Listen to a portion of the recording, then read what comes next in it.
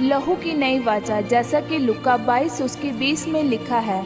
इस रीति से उसने भोजन के बाद कटोरा भी ये कहते हुए दिया, ये कटोरा मेरे उस लहू में जो तुम्हारे लिए बहाया जाता है नई वाचा है।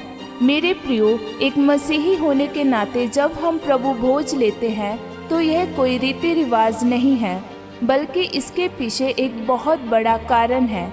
जब प्रभु यीशु मसीह ने अपने चेलों के साथ आखिरी भोजन किया था तो उन्होंने कहा था कि यह रोटी मेरा शरीर है जो तुम्हारे लिए तोड़ा जाता है, और ये दाखरस मेरा लहू है जो तुम्हारे लिए बहाया जाता है।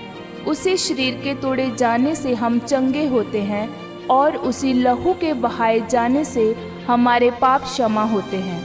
पुराने नियम में जब दो लोग आपस में वाचा बांधते थे तो उनके बीच में एक गोल चक्कर बनाया जाता था और उसके अंदर एक जानवर बलि किया जाता था और उस जानवर का लहू उसी चक्कर के अंदर बहाया जाता था। तब वे दोनों उस चक्कर के चारों ओर घूमकर ये वाचा बांधते थे कि अगर मैं पहले मर गया तो मेरे बच्चों का ख्याल तू रखेगा।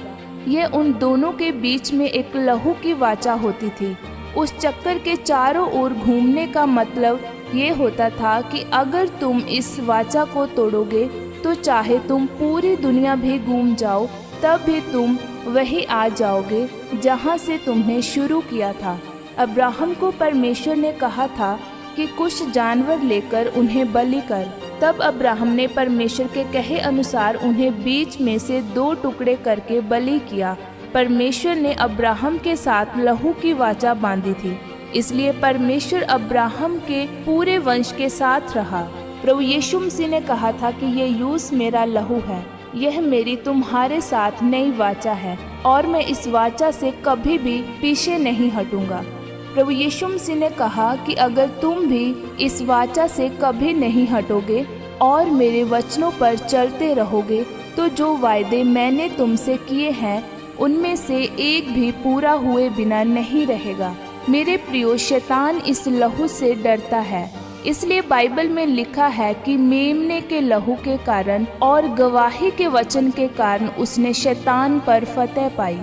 आज जब आप इस लहू को लेते हैं तो आपको ये समझना है कि यह कोई मसीही रीति रिवाज नहीं है, बल्कि आप उस वाचा के लहू को ले रहे हैं जो परमेश्वर ने आपके साथ बांधी है। जो परमेश्वर हमेशा एक सा रहता है। परमेश्वर ने आपके साथ वायदा किया है, चंगा करने का वायदा, ऊंचा करने का वायदा, आशीषित करने का वायदा, कभी ना छोड़ने का वायदा। अगर वह आपके साथ है तो आप अकेले एक भीड़ के बराबर हैं। आप वाचाओं के बेटे और बेटियां हैं।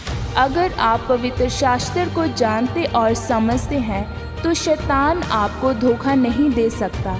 जब जब आप प्रभु भोज लेते हैं तब तब आप परमेश्वर की एक नई आशीष लेते हैं। ये आपका एक आत्मिक हथियार है। जब आप इसको अपने परिवार, व्यापार, बच्चों के लिए इस्तेमाल करते हैं तो शैतान भागता है और आप जीतते हैं।